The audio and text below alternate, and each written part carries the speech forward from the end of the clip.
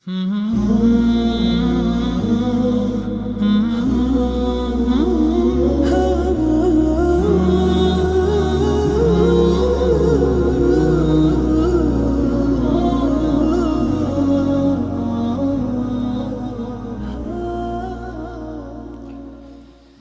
الله الرحمن الرحيم.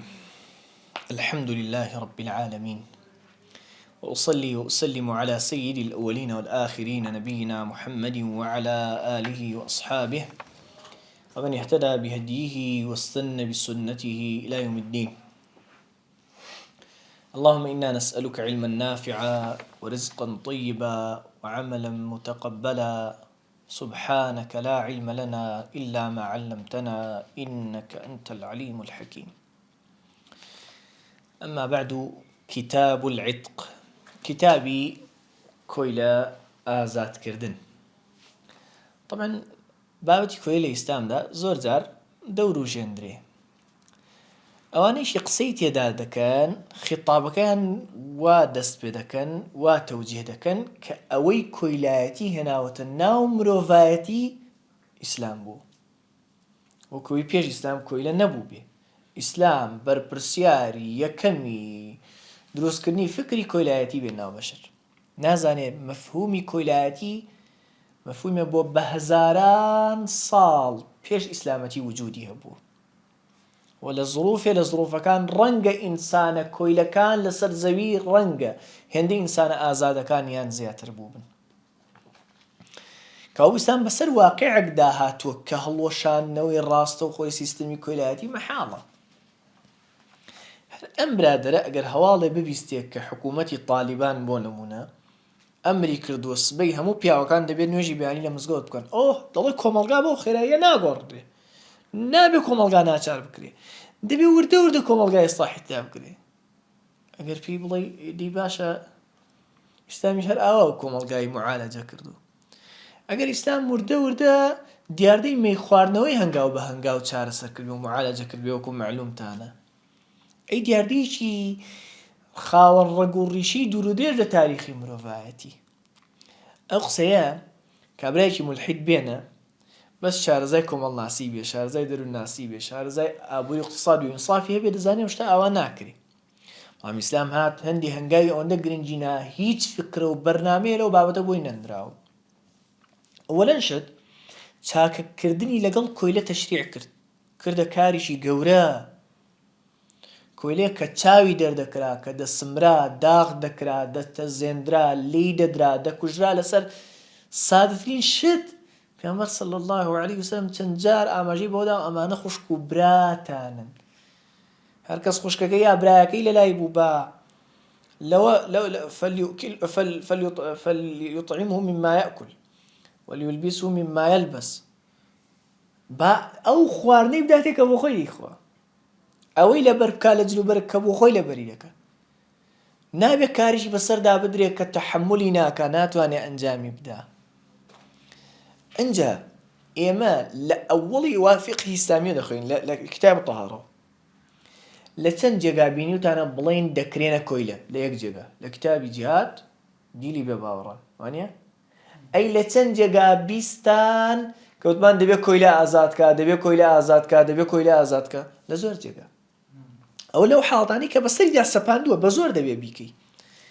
ئەلی لەو ئەو هەموو فەرمودەی پێغەمبەر صلی الله علیه وسلم کە باسی گەورەی کۆیلە ئازادکردن دەکات.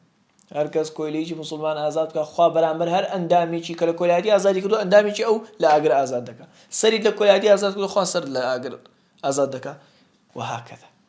یعنی حتا وەکو دەجێڕدرێتەوە جەماعەتێ بوون لە ژیانیان هەزار کۆیلە و زیاتریان ئازاد کردو. یەک شخص هەزار کۆیلە و زیاتری لە کۆیلایەتی ئازاد کردو. ئەسڵەن فقهای مەذهەبی ئێمە لێرە لە کتاب العتق دەجێڕنەوە کە عەبدوڕەحمانی کوڕی عەوف ڕەزا و ڕەحمەتی خوا لێی بێت لە ژیانیدا 30,000 کۆیلەی ئازاد کردو. 30,000 کۆیلە. کۆیلایەتی بەوە کەم بوویەوە وردە وردە نەما. کە ئەو لە ڕاستیە ئیسلام دەبوایە نیشانەیەکی دیکەی ڕێز و شکۆی پێوە بکرێت لە هەن نەیارەکانیشەوە لەو مەوزوعە. بەڵام کە نەیار بێئینساف و دەبەنجیش بوو، ئەوە ئیلا الحەماقەتە ئەعیەت من یداویها علاجی جێل و گەمژە ڕەنگە هەموو کات لە دەست ئێمەدا نەبێ. باش ويصح العتق أبو شجاع رحمة خوالي بدفنوية عتق آزاد كردن دروستا دادا مزريك كويلك آزاد دبي من كل مالك لهمو مالكك لهمو خاون كويلك مرجع الزوري اللي نكرابي بزور كويلك يبي آزاد كرابي جائز التصرف تصرفي دروس بي في ملكه لملكي خويدا تصرفك يعني بالغ بي عاقل بي رشيد بي سفيه نبي مفلسيش نبي حجر خرابة السر ملكو ماليو سكو أنا كويل آزاد كردنيان دروزنية. ويقع أو عتق أو كويل آزاد كرنا ديت جيب بالصريح العتق بلفظي صريح وكو بلا ولا كويلاتي آزادم كردي هو صريحة بيستي بنيتي ضل جنيه يعني دواي بلا قالتشم كرد دواي بلا بنيتي شم نبو لي قبولناك لكويلك آزاد دبي. هم والكناية بكنايش بلفظي شيش دبي كاحتمال آزاد كردنو احتمال غير آزاد كردنيش بكا مع النية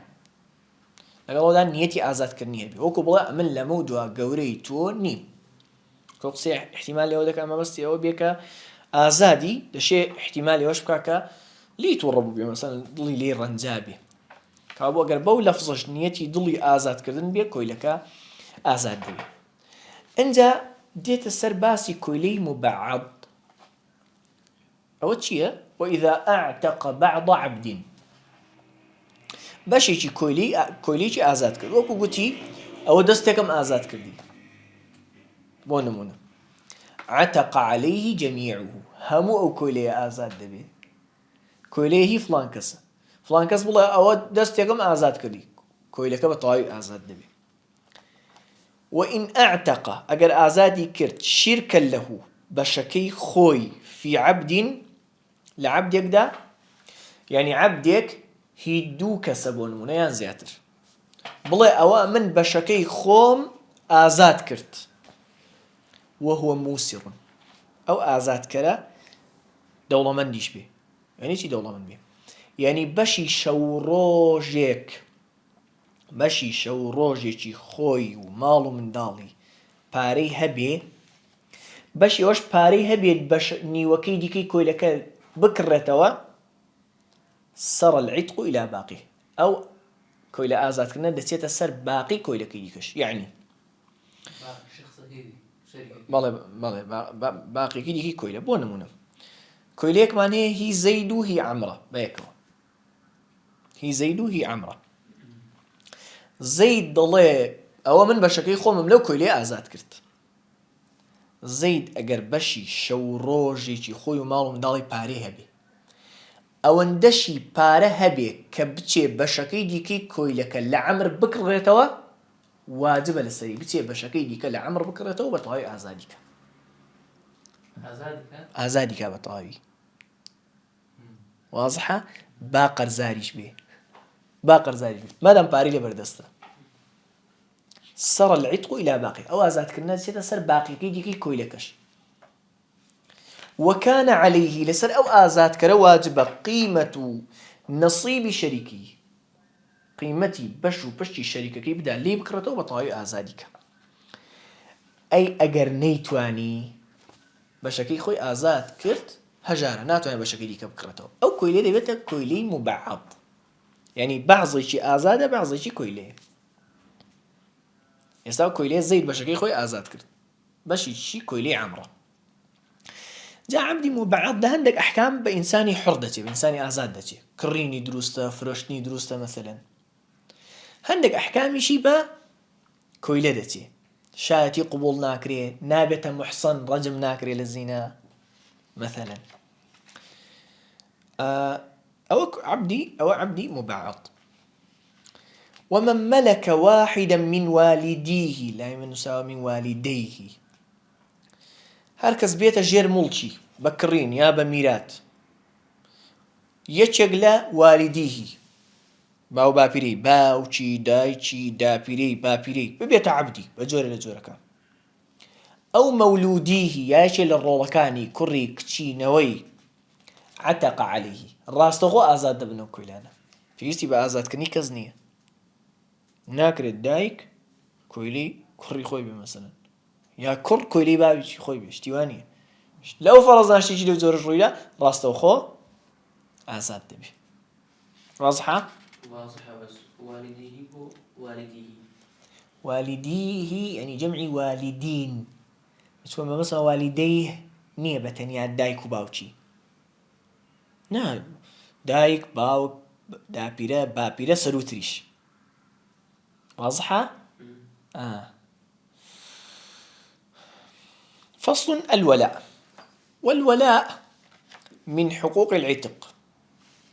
لحق لا بروب مكاني كويل آزاد كرنا ولاء شيء وحكمه حكم أولاء الأميرات دا حكم التعصيب عند عدمه دەچێتە ڕیزی عەسەبەکانەوە بەڕێزانگە بەبیرتان بێمە لە میرات باسمان کرد ثمان ئەگەر بەشێ لە میرات مایەوە چێ دەیبا عەسەبەوە نییە کوڕە ئەنجا کوڕی کوڕ با بڵێن ئەنجا باوک ئەنجا باپیرە ئەنجا دەی برای دایک و باوکی إلى آخره تمام ئەگەر ئەوانە هیچی نەبوو چێ المەولى المعتق ئەو گەورەیەی کاتی خۆی کۆیلەکەی ئازاد کردووە وایە باشە ڕەحمەت بیرتە ئاها دەڵێ حکمەکەی حکمی تعصیبە ئەویش لە ڕیزی عەسەبەکانە عند عدمه ئەگەر عەسەبەکانی پێشی وجودیان نەبوو وينتقل الولاء عن المعتق معتق كويل آزاد كركي أجر أو نمابو أو مردبو زاد سجن بيت بياو دواي خوي أو ولاء إلى الذكور من عصبته دقوازرته بو نيركاني لعصبكي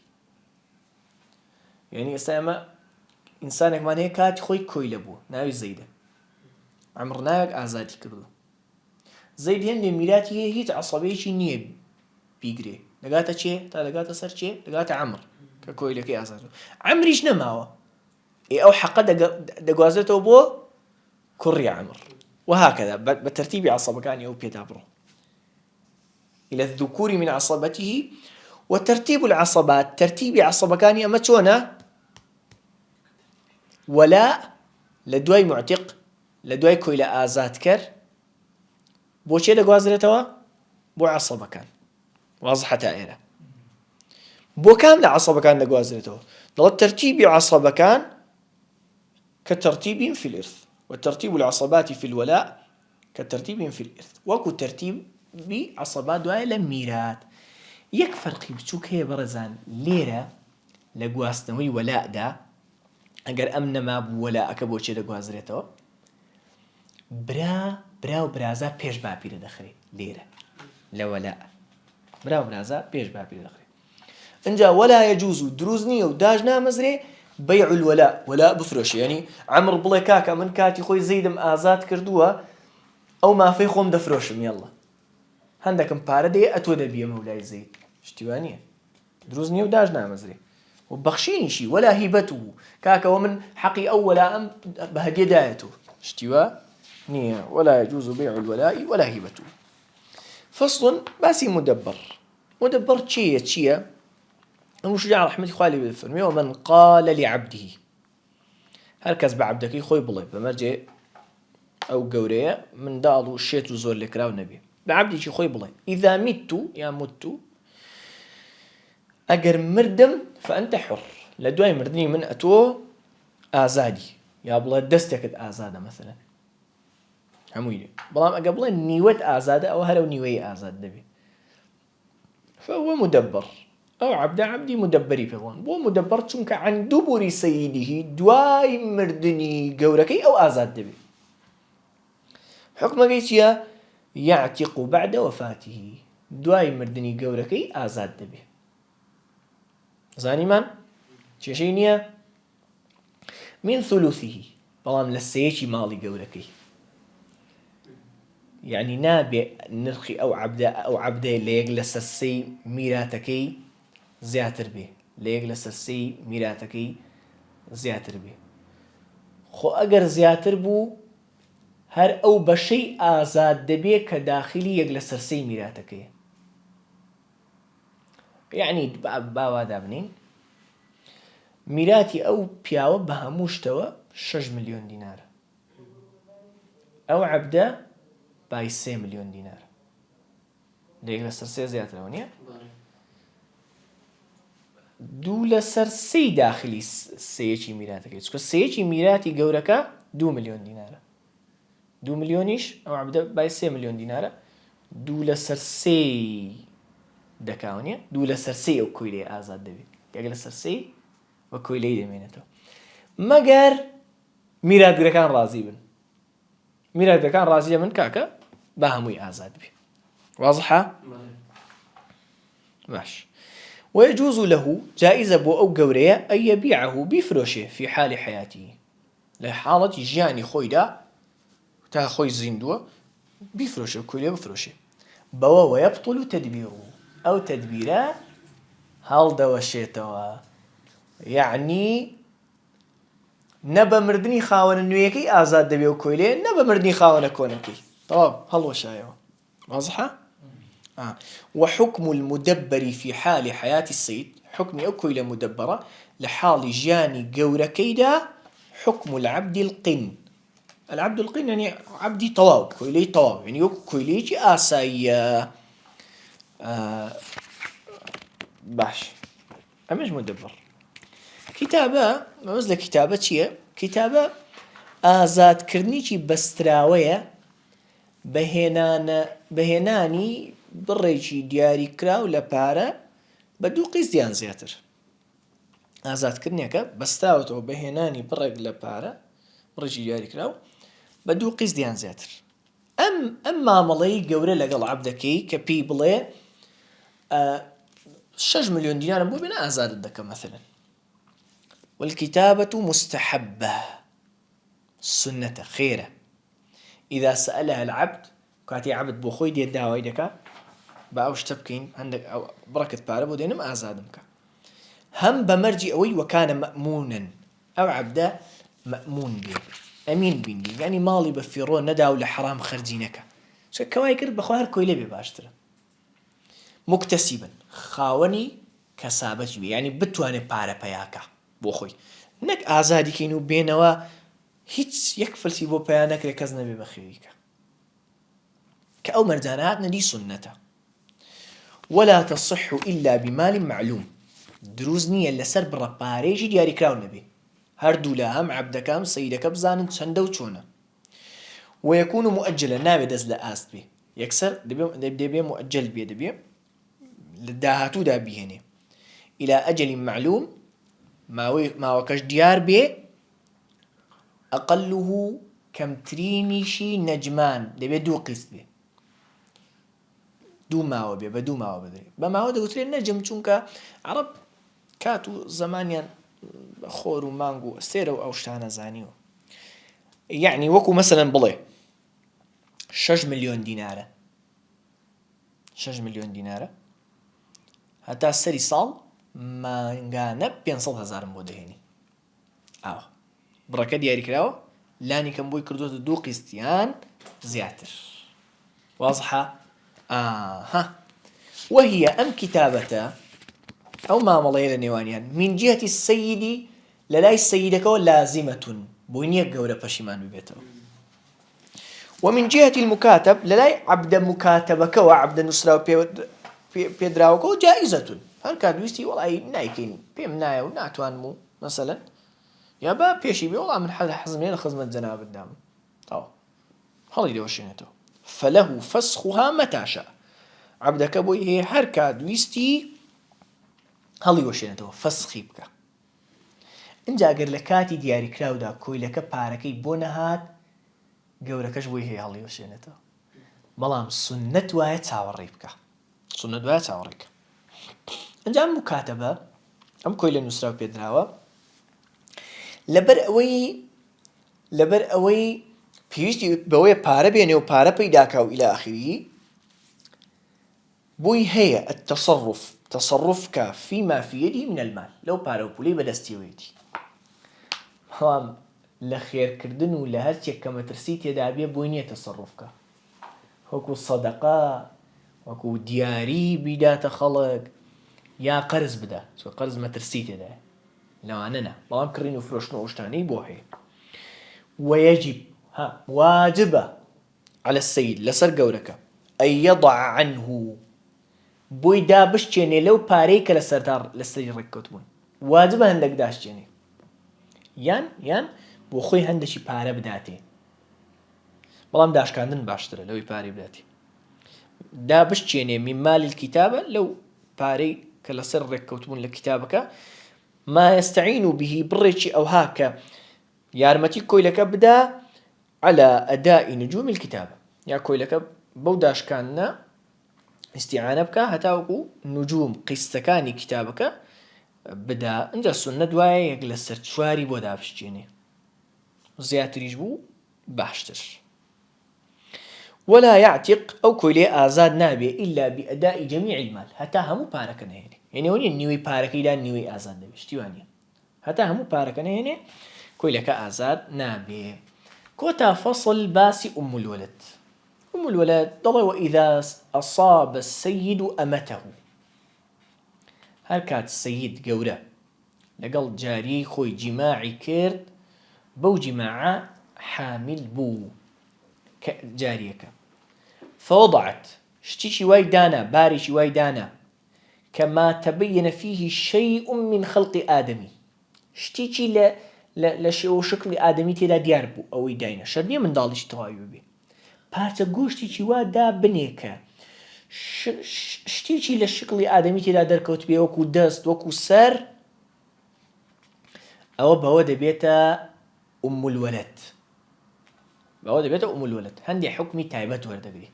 لو أنا حرم عليه بيعها حرام داجنا مزري أو قوري أو جارية بفروشي نابي ورهنها هم نابي حرام ببارمتا لا يشيش دابني وهيبتها يا بدياري بلا يشيش ديك النخر وجاز له التصرف فيها طالما بخيت أنا تصرفي بيوكا بالاستخدام خزمتي خوي بيبكا والوطء يا جماعة شي لقلبك إيه وإذا مات السيد هركات قورة كمرت عتقت أو آفرة أو جارية آزاد دبي لثلثنا من رأس ماله يكسر بابي قيدي أو يجلس سرسيني أنا هيج قبل الديون بيجوي قرض بدريته والوصايا بيجوي وصيته كاني وبياو جيب زي بكري حرب مردني آزاد دبي وولدها من دالكاني أم جارية من غيره كلغير قوركين مثلا داواكاري هات قوركي أو جارية بشودة طبعا كبشودة أبو خوي نابي جماعة وشتغل كاشتانا نامي أصلا ميردي هي باشا لو ميردي أو جارية من دالي بو باشا بوتا أم الولد من دالي شي قوركي هي استعب بشود راوة أولين مالو حالي خوي هي من دالي ديكي هي بس دوای من داڵە کانی سەیدەکەی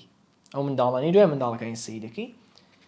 وولدها منداڵەکانی ئەو ئافرەتە من غیره کە لە سەیدەکەی نین بمەنزیلەتیها حکمیان حکمی خۆیەتی تا گەورەکە لە ژیاندا بێ کۆیلەی گەورەکەن بە مردنی گەورەکە لەگەڵ دایکیان ئازاد دەبن ناتوانم مکاتەبەش بکاتن ئافرەتەکە جا بۆچێتی مانع نییە لەوەی مکاتەبە بکە مانع نییە لەوەی مکاتەبە بۆی هەل لە ژیانیدا ئاساد بێ فرۆشتن نییە مکاتەبە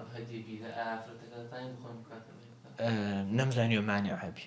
والله أعلم خوي آزاد كانت مجنونة إيه إشكال نية والله أعلم إشكال نية والله أعلم إشكال نية إيه يسمى نمزانيوة منعيان كردبي والله أعلم لكن الدعاء تأكيد شكينه بله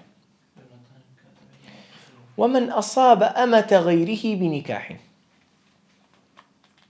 يعني بالزنا مثلا هركس أما جاري غيري خوي لخوي ما ركرت جنيشي هنا كجاري بياويكا وحامل بو أو أفرته فالولد منها من دالي أو أفرته يعني قوريك من هي جاريكي خوي بشو داو فالولد منها من دالكاني أو آفرته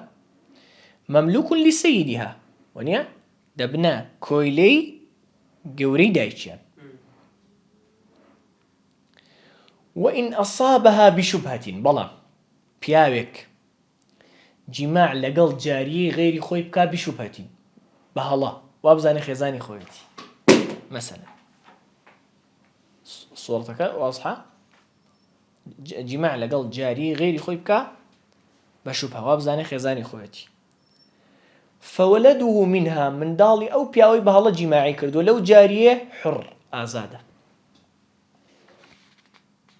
کوڕی بابی خۆیان و ئازادن بەڵام وعەلەیهی لەسەر ئەو پیاوەی کە بە هەڵە جیماعی لەگەڵ جاری ئەو پیاوە کردووە قیمەتوه دەبێت قیمەتی کۆیلەیەک بداتە گەورەی جاریەکە چکە زەڕبەی کۆیلەیەشی لێداوە وانە وایە تێگەیشتن وعەلەیهی قیمەتوه للسەید دەبێت بداتە سەیدەکە وإن ملك الأمة المطلقة بعد ذلك أما شاكل مرزان أو دو صورة التوزي ودنو أقاثا اللي بقيناك ختامة تحملي بكنونيا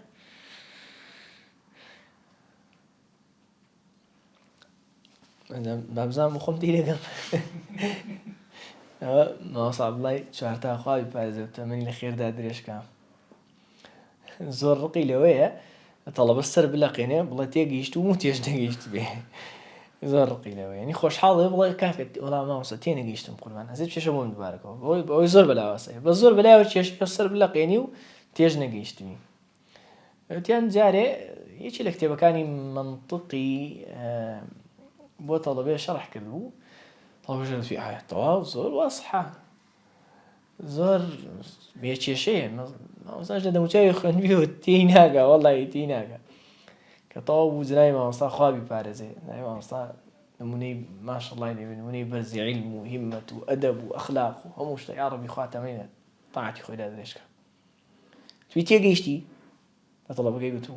تيجيشتي تبي والله ما وصل تبي والله ممنون الدم تيم جيني بالرفقة بقوم تيجيشت برزان پیاوێک مان هەیە عمرناوێکمان هەیە جاریەکی ئەم زەید ناوی خواستووە زەید ناو جاریەکی هەیە عمر ناو خواستوێتی و بووەتە ژنی باش طبعا ژنێکی جیماعی لەگەڵ کرد و منداڵیان بوو دوای ئەم عمر ناوە ئەو جاریەی تەلاقدا جاريكي طلاق ده دواي أم عمرناوة أم جارية بوع جاري أو عمرناوة كري بدياري داياني بميلاد بوي ماهو مثلا إسام جارية من ضالي هي لو عمرناوة وايا قوريشيتي وتا أم الولد أم جارية بس يارك واضحة بعد واركينو عمرناها كمان هي جاريشي لم زيدنا وخواست شنو ميردن من داليان بو طلاقي ده دوای ام جارية بكرين يا بهر جوريك بو جارية عمر استا عمر قوريتي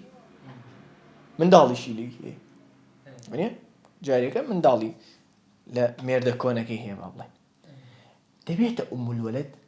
بوزوري أجر عمر بمري أو راسه خو آزاد ببي ينا ضلا وإن بلا عبارة تبين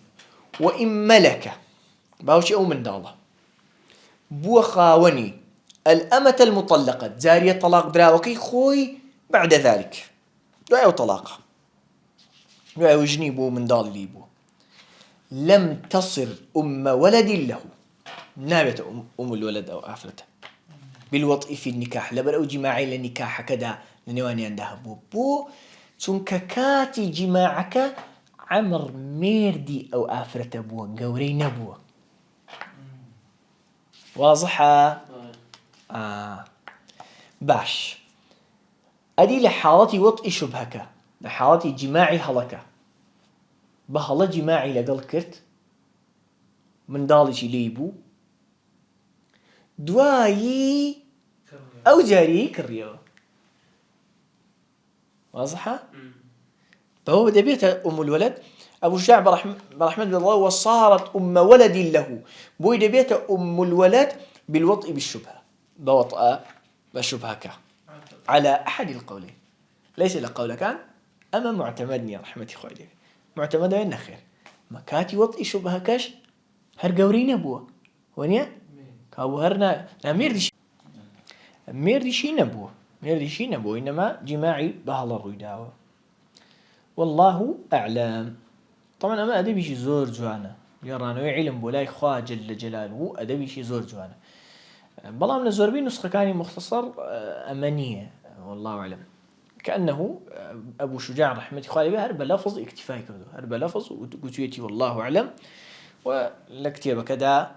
نينوسيو زاليرة لطيفة يجي جوان هي أيش أويا كزانيان أم ترتيبي كتيبة فقهية كانيان لخور راودانا ناو لبيش هو باس ما نكربو فقه بالطهارة دس بيدك فقه بعيتق دس بيدكا كوتايدي هتا بيمان مضيع هركس أوي خندرا تطبيقي بكا لدنيايا لهرتي زليلي وسرشوري وخلافة وبيسي وبوخلي وعبداتي هي بغيري خوا آزاد دبي لقيامتي إيش لآقرين براوا آزاد دبي لكو تايدا حزم لي أما جبسن خالب دم يكم ينبرزان أما بو التطبيق دخوني هرچی پەیوەندی بە تاکەوە هەبوو دەبێ خەمی بخۆین و تەطبیقی کەین هەر بەتەنیا زانینێکی مجرد نەبێ پێمان وابێ هەر بەتەنیا بۆ ئەوەی بیزانین و لەبەری کەین و مراجعەی کەین و نابۆ ئەوەی عەمەلی پێ بکەین هەرچیش پەیوەندی بە کۆمەڵگا و بە دەوڵەت و بە سیاسەتەوە هەبوو واجبە لەسەرمان هەوڵ بۆ هێنانەکایە و هێنانە ئارای بدەین ئەوە خاڵی دوم زۆر ئاساییە ئێستا زۆربەی مەسئلەکانی کتاب الصەلات لەبیر چێت نەنیشانەیە گەندەڵی نەنیشانەیە زاکرێت خراپە توانای لێبەرکردن باش ناخێر حاڵەتێکی زۆر ئاساییە ئەی باشە فەرقی چم کرد مثلا فائدە چ بوو کە خوێندم ئێستا تۆ بە 2 دقە دەتوانی مراجعەی مەسئلەکە بکەیەوە جاران نەمان دەزانی هەموو لە برچوونەوە زۆر ئاساییە فقهی ژێکێکە لەو عیلمانی ئینسان هەرچەند عەبقەری بێ بە بێگومان ناتوانێت بەجارە زەبتی کە جاری دووەم و سێیەم و چوارەم و دەیەم و بیستەم زەبت دەبێ وتکام لە هەموو لایەک ئەوەیە فەرموون علمی حەدیث و علمی فقه وەکو باڵوان بۆ طالبی علمی شەرعی بۆ زانە پێکەوە دەفڕێت بەیەکەوە ئێمە ئەهلی حەدیثیش بین ئەهلی فقهیش بین طبعا ئەوە قورسە بازدانی دەوێ شەو نخوونی دەوێ خۆمان دووکردنی دەوێ نلوانە بین کە بە تەواوی بێ ئاگاین لە حەدیثی پێغەمبەری خوا صلی الله عليه وسلم لە نوسوس لە ئەدیلە بەگشتی نەلەوانەش بین کە بە تەواوی خۆمان بێبەشکەین مەحروومکەین لەو توراثە فقهیەی ئەو هەموو زانە عاقڵە وردەکارە دڵپاکە متقیە نووسیویانە و تۆماریان کردو بەیەکەوە باڵندەیەکی دوو باڵمان بۆ دروست دەبێت کە بەرز دەبێتەوە مەکانەتی بەرز دەبێتەوە لە دنیا و لە قیامەتیش لەبەرەوە وەصیەت ئەوەیە کە گرنگی بە حەدیث بدەین گرنگی بە فەهمی حەدیث بدەین پێشەوە قورئان طبعا و گرنگی بە فقهی فوقەهاش بدەین ناوی خوا لێ بینین خوای گەورەی یارمەتیماندا بڕۆین بۆ قۆناغی دواتر لە فقه هەر بەوەندەی اکتیفا نەکەین و نەوەستین ماوەتەوە داوا بکەین کە خوا جل جلاله سەڵات و سەلامی خۆی بڕژێنێ بەسەر ڕۆحی مبارەکی پێغەمبەری خوا صلی الله عليه وسلم و یار و یاوەرانی بەڕێزی دوعا بکەین کە خوا جل جلاله لە محەممەدی کوڕی ئیدریسی شافعی خۆش بێ خوای گەورە دەرەجەی بەرز کە مەکانەتی عالی کە خوا سبحانه وتعالى لە ئەبوو شوجاعیش خۆش بێ ڕەحمەتی خوای لێ بێ خوا پاداشتی خێری داتەوە خوا جل جلاله ناوی لە دنیا و لە قیامەت زیاتر و زیاتر بەرز کاتەوە دوعامان وایە خوا جل جلاله لە جناوی مامۆستای هەرتەلی مامۆستا عەبدولعەزیز هەرتەلیش خۆش بێ خوای گەورە پلەی بەرز کاتەوە بە فیردەوسی عەلای بگەێنێ لەگەڵ دۆستان و ئەزیزان و خۆشەویستانی لە پێغەمبەران لە سیدیقین لە شوهەدا لە صالحین حەشری بکە حەقەن ئێمە ڕەنگە هیچی وامان نەکردوێ دووبارەکردنەوە و بخوتکردنەوەی شەڕحەکەی ئەو نەبێ دوعام وایە خوا جل جلاله لەو عەبدە بێدەسەڵات و نەکبەت و نەزانەی خۆی خۆش بێ کە موقڕی داپۆشێ عاقیبەتی خێرکە دوعامان وای خوا جل جلاله لە خوشکان و برایانمان خۆش بێت دەرەجەی هەموو لایەک عالی کە کەم و کوڕی هەموو لایەک داپۆشێ بمان کاتە عالمی حەقیقی ئەوەی مەسئلە دەزانێ و عەمەلیش دەتوانێ. دوعام وایە عەلە الخوسووس خوا جل جلاله پاداشتی گەورە و نەبڕاوی ئێوە بداتەوە.